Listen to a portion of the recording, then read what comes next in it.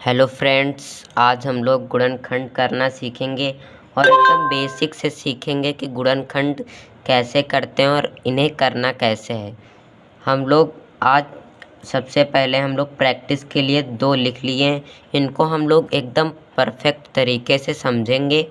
फिर इसके बाद हम लोग अगले क्वेश्चंस करेंगे, जिसमें आप लोग इन क्वेश्चन को करना काफ़ी अच्छे से जान जाओगे।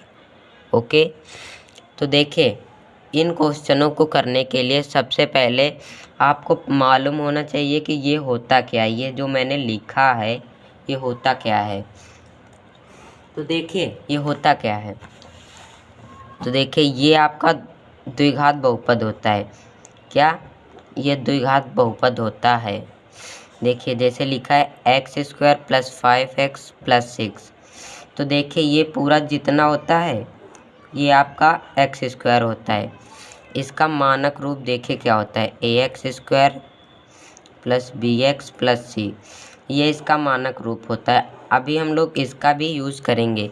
इसी का यूज़ करके आप लोग इन क्वेश्चन को वेरी इजी तरीके से कर पाएंगे। तो सबसे पहले देखिए इसका यूज़ करना कैसे है, आपको इस मानक रूप का यूज़ करना कैसे है। तो देखिए इसका सिंपली यूज़ हम लोग इसमें मालूम करने के लिए करते हैं कि ए कौन सा है, ये ए कौन सा है और बी कौन सा है और सी कौन सा है। सिंपली हम लोग इसको पता करने के लिए करते हैं इसका यूज़। ओके, तो समझना ज़रूरी है, नहीं हम लोग इन क्वेश्चन को नहीं कर पाएंगे। इसीलिए मैं पहले समझाऊंगा फिर करूंगा, जिससे आपको भी अच्छा लगेगा समझने में। ओके, तो देखिए ये जो आपका लिखा है x² + 5x + 6। देखिए पहली बात तो ये द्विघात बहुपद होता है। द्विघात बहुपद होता है। द्विघात बहुपद अब किसे कहते हैं, देखिए सिंपली जिसकी 2 घात हो, जिस बहुपद की 2 घात हो उसे द्विघात बहुपद। और देखिए क्या है, इसका मानक रूप होता है ax² + bx + c होता है इसका मानक रूप। आपको इसमें पहले ABCD मालूम होना चाहिए कि a कौन सा है, b कौन सा है, c कौन सा है। तो देखिए इसमें a कौन सा होता है। आप लोग इसका मानक रूप देख रहे होंगे कि इसमें देखिए a यहाँ पर है। a क्या है, x² का गुणांक। अब देखिए गुणांक क्या क्या मतलब होता है, आपको मैं एकदम बेसिक से बता रहा हूँ, इसीलिए क्लास को स्किप मत करिएगा, नहीं तो आप ये क्वेश्चन नहीं कर पाएंगे। और मैं ये बता रहा हूँ, अगर आपने इस पूरी वीडियो को देख लिया, आप लोग इस तरीके के क्वेश्चन करना स्टार्ट कर देंगे, आपको काफ़ी मज़ा आएगा इन क्वेश्चन को करने के लिए। तो देखिए यहाँ आपका लिखा है x² + 5x + c 6 लिखा है। आपको इसमें ABCD अगर मालूम करना है तो आपको सबसे पहले ax² + bx + c, मैं ये क्यों लिख रहा हूँ आपको समझाने के लिए। आप लोग ऐसे मत लिखिएगा, अगर आपको समझना है तो आप लिख सकते हैं।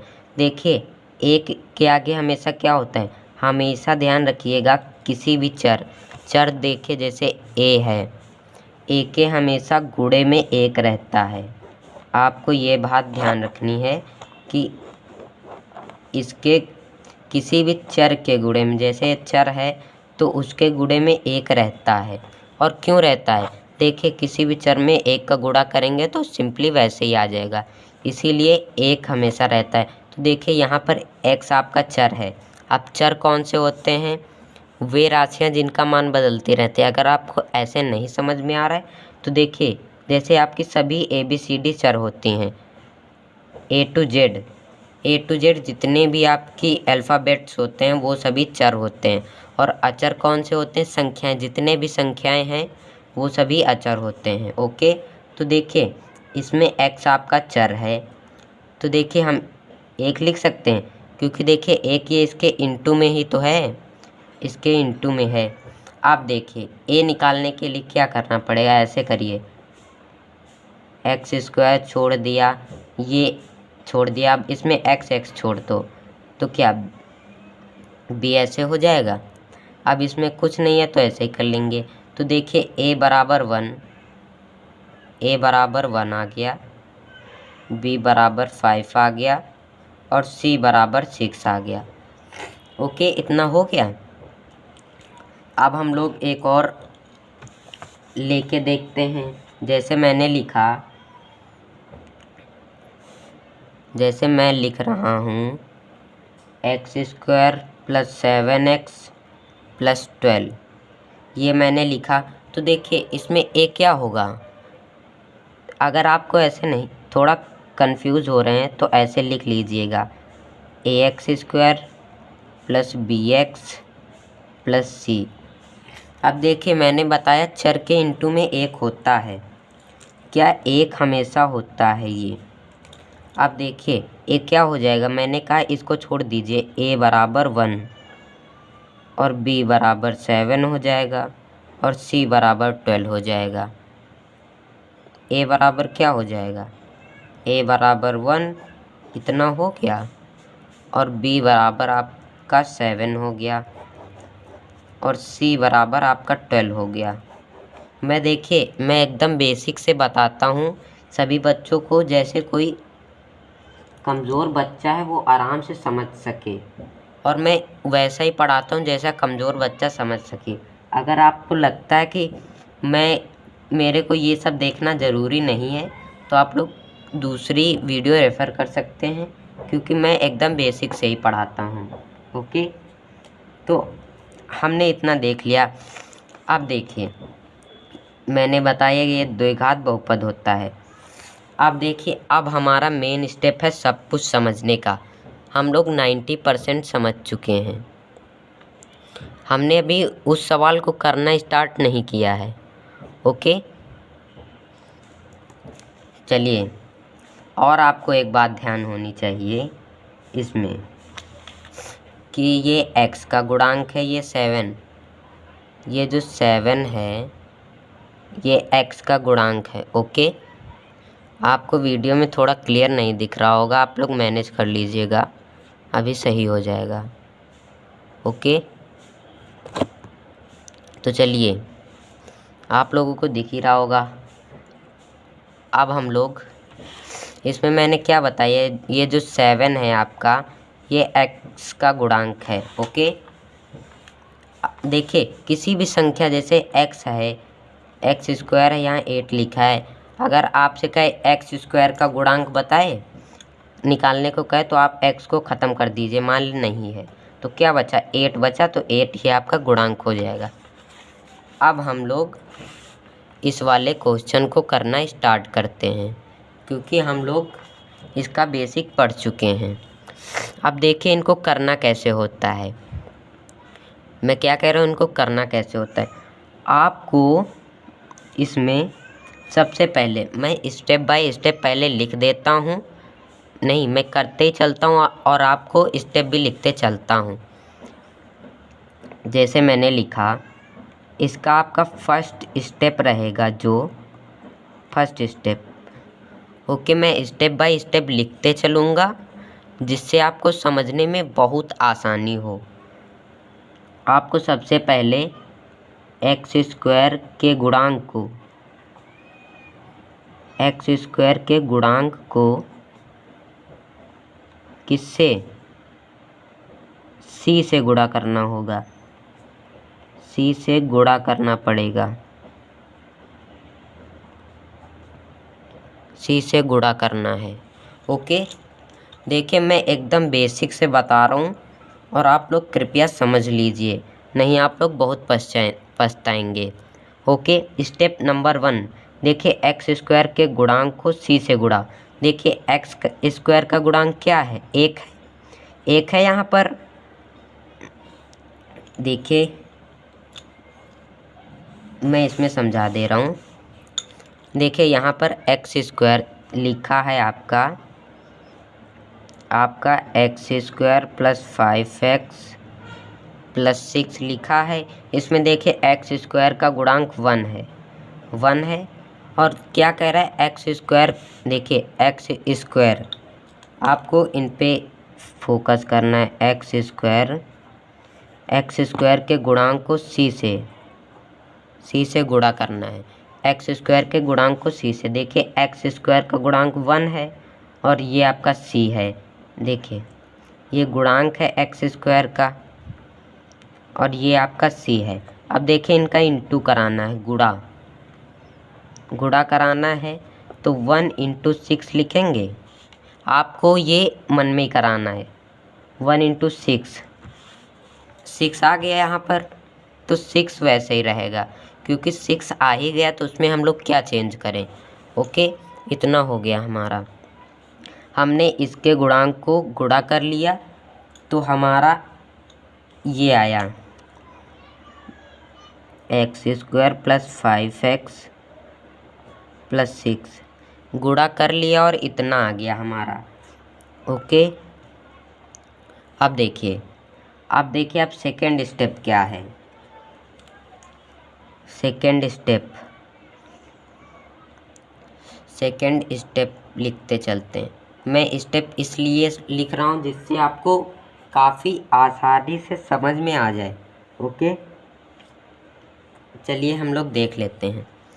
सेकेंड स्टेप क्या रहेगा कि सी के गुणनखंड करो।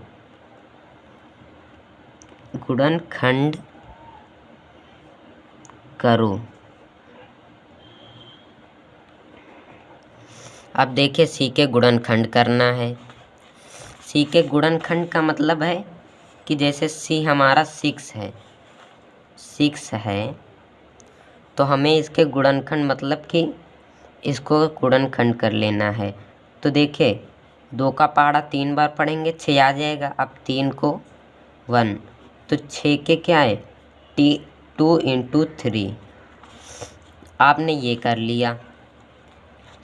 ओके, ये स्टेप हो गया। देखिए ये स्टेप में आपको लिखना कुछ नहीं पड़ेगा, आप चाहे तो ये इधर कर सकते हैं। मैं कर देता हूँ इसी के सामने, मैं 6 के गुणनखंड कर देता हूँ इधर ही।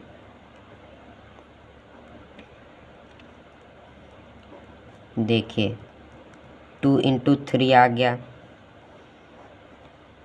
मैंने इसके गुणनखंड भी कर दिए। ओके, मैंने इसके गुणनखंड कर दिए। अब देखिए गुणनखंड कर दिया, आप लोग यहाँ लिख लीजिए यही। ओके, अब हम लोग इसके थर्ड स्टेप की ओर चलेंगे। हम लोग थर्ड स्टेप देखेंगे कि अब थर्ड स्टेप में करना क्या है। ओके, थर्ड स्टेप, अब हम लोग थर्ड स्टेप देखते हैं। थर्ड स्टेप में मैं लिख देता हूँ, मैं पहले आपको बता देता हूँ। देखिए इसमें जो ये आपका 6 है, इसके ऐसे गुणनखंड मतलब ये ऐसे गुणनखंड करने हैं। इस वाले चिन्ह से आप लोग सब कुछ देखेंगे कि 6 के ऐसे गुणनखंड करने हैं कि प्लस करने पर 5 आए। मतलब कि 6 के जो गुणनखंड आए हैं उनको ऐसा आपको अरेंज करना है कि गुणा करने पर 6 आए और जोड़ने पर 5 आए।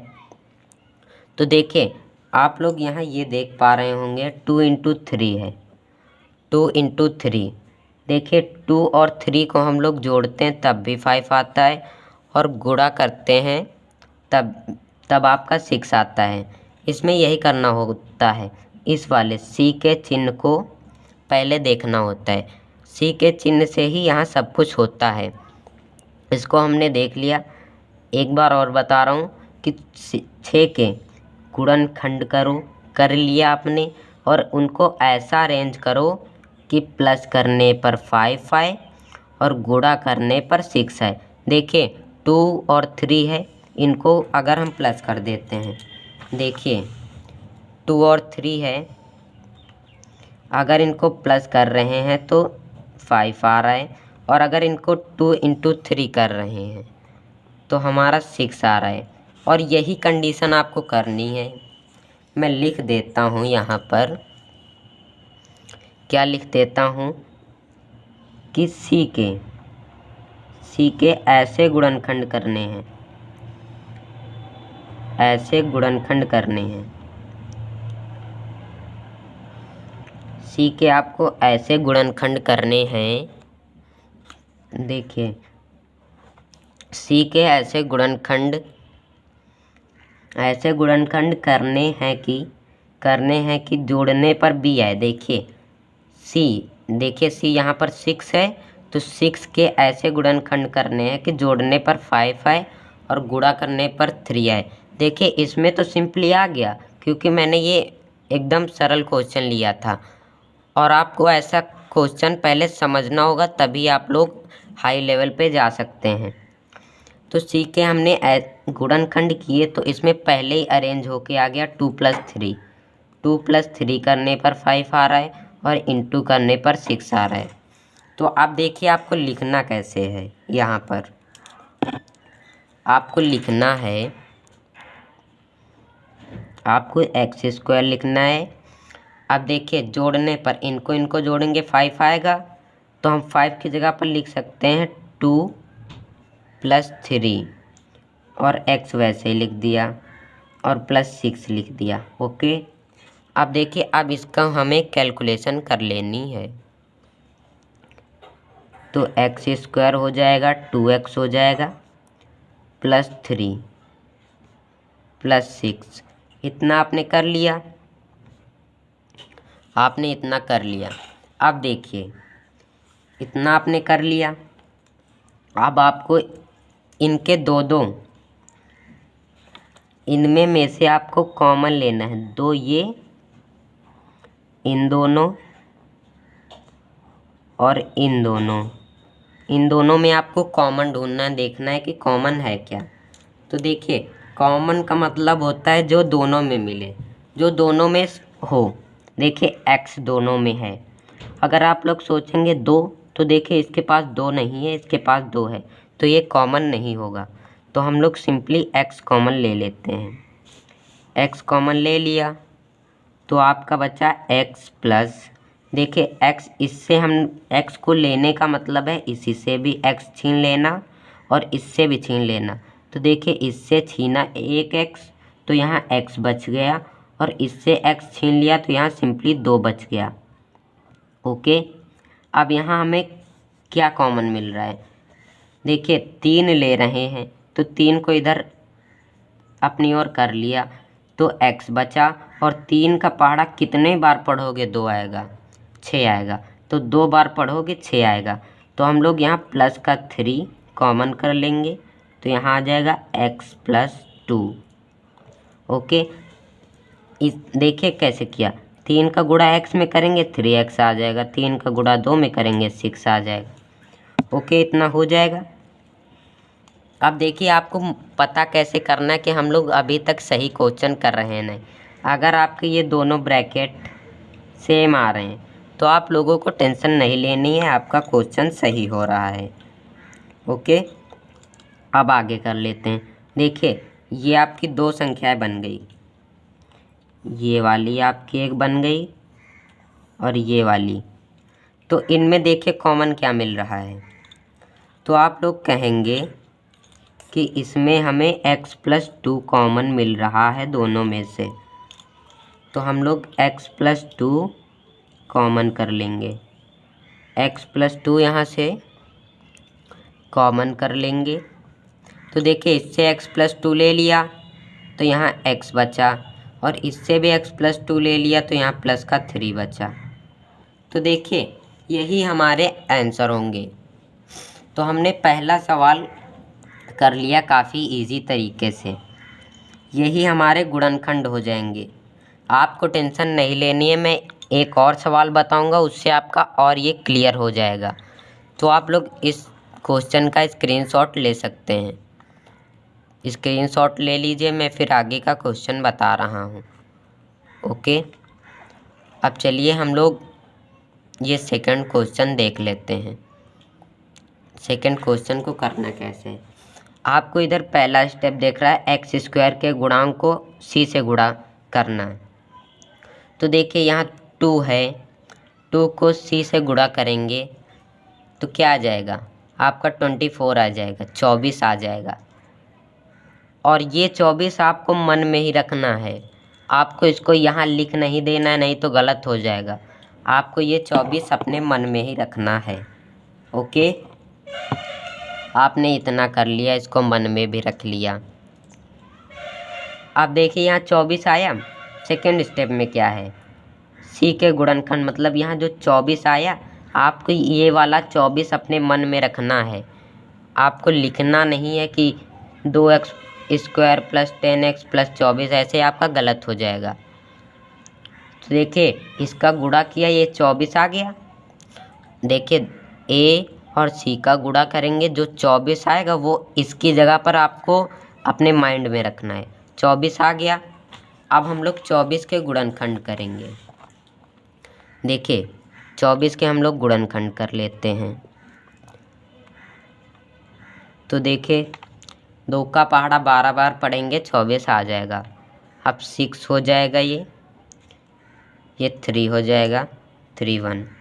आई होप आपको ये तो आता ही होगा, नहीं आता तो कमेंट कर दीजिएगा, एक वीडियो इसी के लिए मैं बना दूंगा।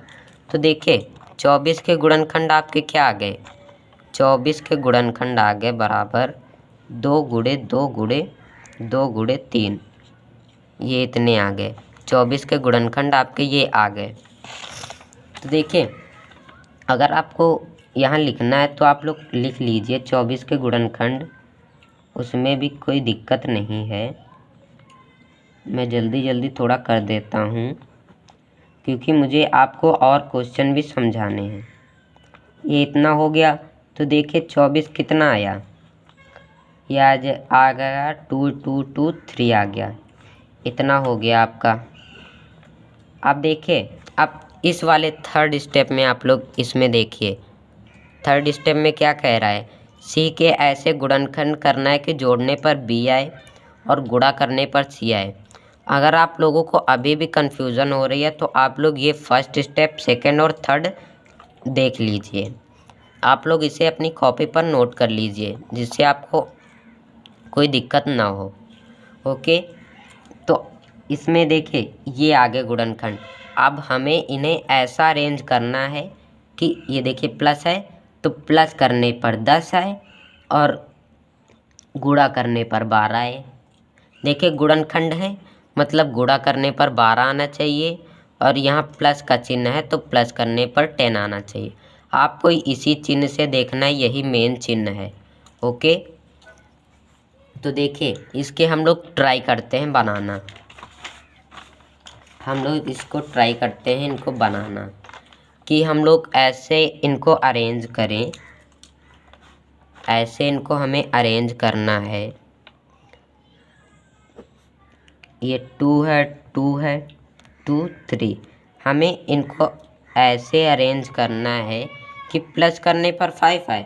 तो पहले हम लोग ये देख लेते हैं कि 2 दूनी 4, प्लस करने पर 10 आना चाहिए। 2 दूनी 4 हो गया और 4 दूनी 6, नहीं 2 तिहाई 6। तो देखिए हमने पहली ही बार में बना लिया 4 + 6, 4 + 6 10 आएगा। और अगर 4 और 6 का मल्टीप्लाई करेंगे मतलब गुणा करेंगे तो आपका 24 आ जाएगा।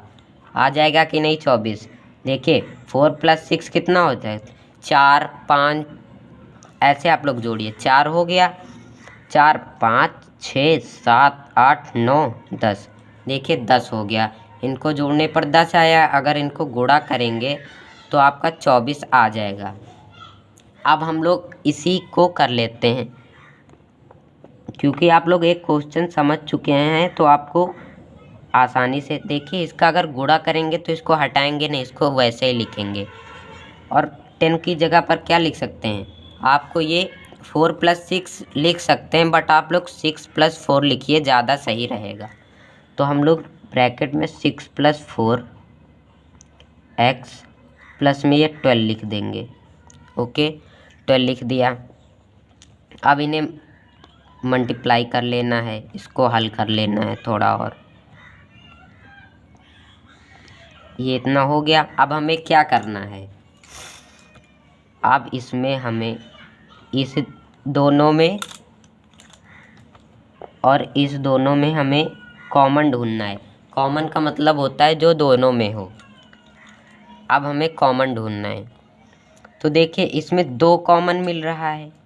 देखिए 2 का पहाड़ा, अगर 2 का पहाड़ा इसमें पढ़ेंगे तो 2 से ये भी कट जाएगा और 2 का पहाड़ा इसमें पढ़ेंगे तो ये भी कट जाएगा। तो 2 तो हो गया। अब देखिए x क्या मिल रहा है, क्या x इसमें भी है, x इसमें भी है, तो x भी मिल जाएगा। 2 हो गया, x हो गया। 2 ले लिया तो इससे 2 हट गया, 2 ख़त्म हो गया। 1x तो ले ही लिया था तो यहाँ 1x बच जाएगा सिंपल। और प्लस में 2 का पहाड़ा कितनी बार पढ़ेंगे, 6 आएगा, तो 3 बार में पढ़ेंगे तो 6 आ जाएगा। अब x ले लिया था तो x बचेगा नहीं। और यहाँ देखिए, यहाँ आपको सिंपली 4 दिख रहा होगा, क्योंकि 4 से ये भी कट जाएगा, ये भी कट जाएगा। 4 ले लिया तो हो जाएगा x + 3। अब हमें देखना है कि हम लोग यहाँ तक सही करके आए हैं कि नहीं। तो आप लोगों को सिंपली ये ब्रैकेट्स देख लेने हैं। अगर ये सेम हो, ये सेम हो, मतलब कि हमारा सवाल सही हो रहा है। अब आपको यहाँ 2 पेयर दिख रहे हैं, ये और ये। इनमें हमें कॉमन ले लेना है, कॉमन ले लेना है। देखिए x + 3 दोनों में मिल रहा है, x + 3 लिख लिया एक ब्रैकेट में। और देखिए इससे एक छीन लिया तो बचा 2x बचा, और इससे भी छीन लिया तो +4 बचा। आप लोग इसको ऐसे भी लिख सकते हैं, पहले 2x लिख लेंगे, 2x + 4 लिख लेंगे और फिर x + 3 लिख सकते हैं। इसको आप लोग ऐसे भी लिख सकते हैं, कोई टेंशन नहीं है।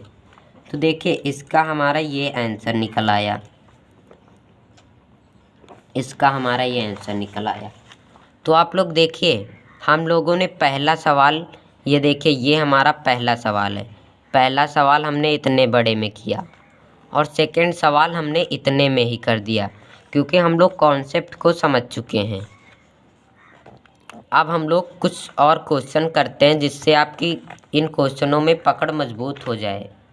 ओके, तो हम लोग और क्वेश्चन कर ले। तो दोस्तों देखिए, हमने प्रैक्टिस के लिए ये 2 क्वेश्चन नोट कर लिए हैं। अब हम लोग इन्हें करना स्टार्ट करते थे। तो हमारा पहला स्टेप था x² के गुणांक को c से गुणा करना। तो x² का गुणांक 1 है, 1 को c से गुणा करना, मतलब 1 को 6 से गुणा करेंगे तो हमारा सिंपली हो जाएगा 6 ही आ जाएगा, और चिन्ह यहाँ माइनस का ही रहेगा। तो इतना कर लिया। अब सेकंड स्टेप क्या था, इसके गुणनखंड करने हैं। तो 6 के गुणनखंड हम लोग कर लेते हैं। 6 के गुणनखंड आप ऐसे ही बता सकते हैं, 6 के गुणनखंड 2 × 3 होंगे। ओके, 2 × 3 हो गए 6 के गुणनखंड। तो ये गुणनखंड हो गए। अब इन्हें ऐसा अरेंज करना है कि माइनस, देखिए मैंने अब माइनस क्यों कहा, क्योंकि यहाँ माइनस है, कि माइनस करने पर -1 आए, माइनस करने पर 1 आए और गुणा करने पर 6 आए। तो आप लोग इसमें देख रहे होंगे, अगर हम लोग 2 से 3 घटाएंगे तो हमारा बच जाएगा -1। देखिए कैसे -1 कैसे बचेगा,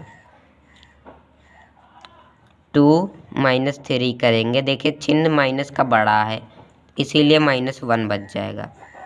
तो इसीलिए -1 नहीं लेंगे हम लोग, 3 से 2 घटाएंगे तो 1 बच जाएगा। तो हम लोग इसे हल कर लेते हैं। अब इन सवालों को करने में हमें ज़्यादा समय नहीं लगेगा। तो x² माइनस, अब देखिए घटाने पर हमें 1 लाना है, तो ब्रैकेट में 3 - 2 कर दिया और x ऐसे ही लिख लिया। अब माइनस करके 6 कर दिया। अब इनका सिंपली हमें हल ही करना रहता है इसके आगे। अब देखिए माइनस का गुणा माइनस में करेंगे तो प्लस आ जाएगा, माइनस का गुणा माइनस में करते हैं तो प्लस का यहाँ 2x आ जाएगा आपका, और ये माइनस का 6 ही हो जाएगा। x² - 3x प्लस 2x, ये थोड़ा गलती से डबल लिख दिया। अब देखिए इसमें कॉमन लेना है हमें। इसमें आपको सिंपली दिख रहा होगा कि हमें इसमें x कॉमन मिल सकता है, तो हम लोग ले लेते हैं। x कॉमन ले लिया तो x माइनस 3 हो गया। अब इसमें देखिए इसमें 2 कॉमन मिल रहा है क्योंकि 2 से दोनों कट जाएंगे। 2 कर लिया, ये x हो गया माइनस 3 हो गया। अब देखिए दोनों बराबर आ रहे हैं, मतलब हम लोग सही कर रहे हैं। x माइनस 3 कॉमन ले लिया और ये कॉमन ले लिया तो इससे ही हट गया, तो x बचा यहाँ और प्लस में ये 2 बचा। देखिए हमने इस क्वेश्चन को भी कर लिया। अब इस क्वेश्चन को देखते हैं। आप लोग इसमें कहोगे कि अब तक जितने सवाल करा सभी में x था, इसमें m हो गया, तो उससे क्या मतलब है तो ना, ये हमारा चर ही तो है, ये हमारा चर ही है। ओके, तो हम लोग इसे हल कर लेते हैं। पहले आपको इसको इससे गुणा करवाना है, तो आप लोग इसमें कराएंगे तो देखेंगे कि 24 ही आ रहा है, क्योंकि m स्क्वायर एक यहाँ एक होता है ना, एक का 24 से कराएंगे तो 24 ही आ जाएगा। अब 24 के गुणनखंड करने हैं, तो 24 के अगर आप लोग गुणनखंड करोगे तो ये आपके आ जाएंगे। मैं इसमें लिख दे रहा हूँ, आपको ये ध्यान रखना है, 2 इंटू 2 इंटू 2 इंटू 3 आ जाएंगे। ये 24 के गुणनखंड आ जाएंगे। ये 24 के गुणनखंड आ गए। अब देखिए इसमें करना क्या है कि इसके गुणनखंड, मतलब मैं इसे इधर रख दे रहा हूँ, इधर ही ना रख के 24 के गुणनखंड मैं इसको थोड़ा ऊपर लिख दे रहा हूँ। 24 के गुणनखंड आएंगे आपके 2 2 2 3, ये ऊपर लिख दिया। देखिए 24 के गुणनखंड मतलब ये इनको ऐसा अरेंज करना है कि प्लस करने पर 11 आए और इंटू करने पर 24 आए। आपको ये थोड़ा स्टेप आप रोक सकते हैं कि इंटू करने पर 24 आए, क्योंकि इसके ही तो गुणनखंड हैं, गुणनखंड को गुणा करेंगे तो यही आएगा। तो आप लोगों को सिंपली यही सोचना है कि इसको ऐसा अरेंज करें, मतलब कि ऐसे कर करके कि 11 आ जाए। तो देखिए अगर हम लोग यहाँ हम लोग कर लेते हैं, हमने किया 2, पहले मैं एक गुणनखंड लिख ले रहा हूँ, लिख लिया। अगर हम लोग 2 का गुणा 2 में करेंगे 4 आ जाएगा, 3 का गुणा 6 में करेंगे, 3 का गुणा 3 उसमें करेंगे तो 6 आ जाए। देखिए इनको जोड़ रहे हैं तो 10 आ रहा है, गुणा कर रहे हैं तो 24 आ रहा है, और हमें जोड़ने पर 11 लाना है, तो ये हमारा गलत हो जाएगा। अब देखिए अगर इनको ना बने तो आप लोग ऐसे करिए, 2 तिहाई 6 और 2 दूना 4, फिर भी नहीं होगा क्योंकि जोड़ने पर हमारा 10 आ रहा है, क्योंकि हमें लाना 11 है। तो हम लोग क्या करेंगे, 2 दूनी 4 कर देंगे, 4 दूनी 8 कर देंगे, तो 8 हो गया और प्लस में 3। तो देखिए 8 और 3 को जोड़ने पर 11 आ रहा है, 11 आ रहा है, और इंटू करने पर भी हमारा 24 आ रहा है, मतलब कि हम लोग सही बना ले गए हैं। तो 8 + 3 आया है, तो हम लोग यही यहाँ पर लिख लेते हैं। m² प्लस कितना आया था, 8 + 3, 8 + 3m आया था, और प्लस में 24 ऐसा ही लिखे रहेगा। अब हमें सिंपली इसको हल ही करना रहेगा। आप लोग अब देख रहे होंगे कि ये क्वेश्चन अब कितने आसानी तरीके से हो रहे हैं। आप देखिए यहाँ कॉमन m मिल रहा है, तो हमने m कॉमन कर लिया और प्लस में 8 कर दिया, 3 कर दिया, m + 24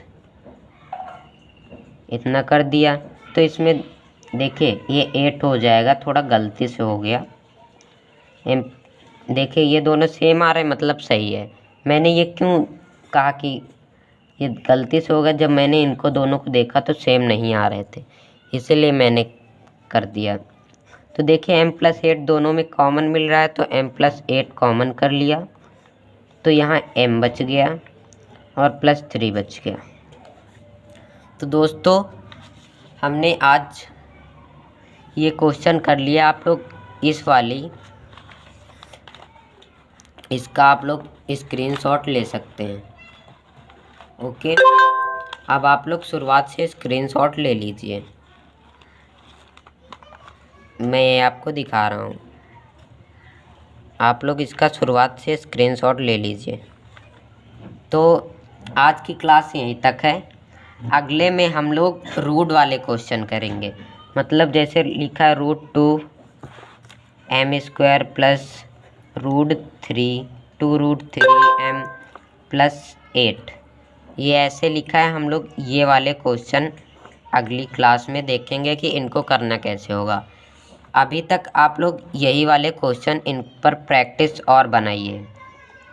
और आपको मैं कुछ क्वेश्चन दिखा दे रहा हूँ जिनको आपको करना है। आप लोग इसका स्क्रीनशॉट ले सकते हैं। तो देखिए, ये क्वेश्चन मैंने आपको दिखा दिए, आपको ये कर लेना है। आप लोगों को इसमें एक में थोड़ा कन्फ्यूज़न हो रहा होगा। इसमें लिखा है t² पहले लिखा है, तो आप लोग इसको पहले लिख लीजिए। इसको लिखने का तरीका मैंने बताया है कि ax² होता है ax² plus bx plus c होता है। आपको ऐसे ही अरेंज कर लेना है इसको, ये क्वेश्चन हो जाएंगे। इसमें भी वही है, इसमें भी वही है, आपको पैटर्न समझना है। ओके, आप लोग इनको प्लीज़ ट्राई करिएगा, इससे आपकी पकड़ काफ़ी मज़बूत हो जाएगी। तो आज की क्लास यहीं तक है। Thanks for watching this video. Please subscribe my channel. Okay, धन्यवाद।